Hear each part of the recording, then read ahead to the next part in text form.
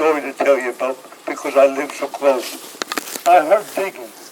Whenever I heard digging, I come up to see who died or who's digging the grave. So I came up here. Holy smokes! They had a big trench here, and I asked him, "What's that for?" He said, "We're going to put a grotto in there." And Russell Cahill and DeMont, they was masons from down Butler and Bloomingdale. They put them stones. Now them stones, I got to tell you where they came. They came from Newfoundland, Green Pond Mountain. Beautiful stones. There wasn't too much to cut them, and they cut them. And I think they did a nice job. Now, in past years, the cheek in the cement, you can see the new pieces of cement. They broke loose after all those years. And Steve the mason, he touched everything up, and I think he done a nice job. The grotto cost $500 to build. The statue was $100. And that's a beautiful. Some people call it a shrine. I call it the grotto, but St. Joseph's shrine they call that. And my son put a couple flowers and makes it look nice. I got to tell you about this ground here. This was always called the park because of the big rock and the grotto.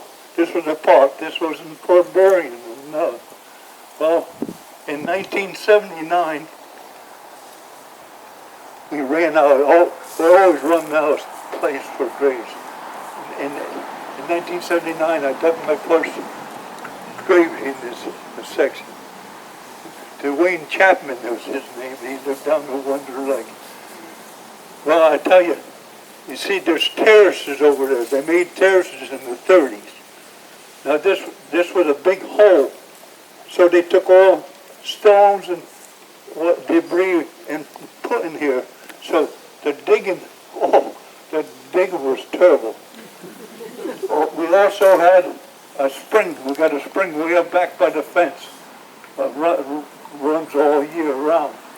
So that would come down into the graves. And the graves had to be bailed out because of the water. They changed the pipeline, and now the water don't come in here. But I can't explain to you how tough digging big rocks and whatever they did to make the fill, you know. And they done that same thing on the terraces.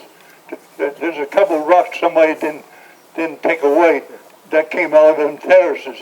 So, okay, I'm going to...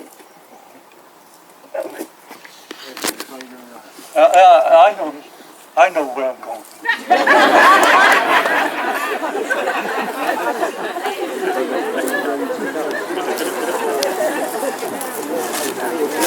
Bob, he told you. You're doing fine. You want me to remind him something? Good for him.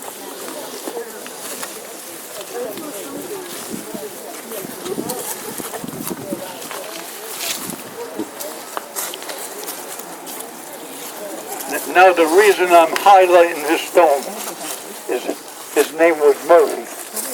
Okay? He was born on Sawmill Road. His mom had a house up there.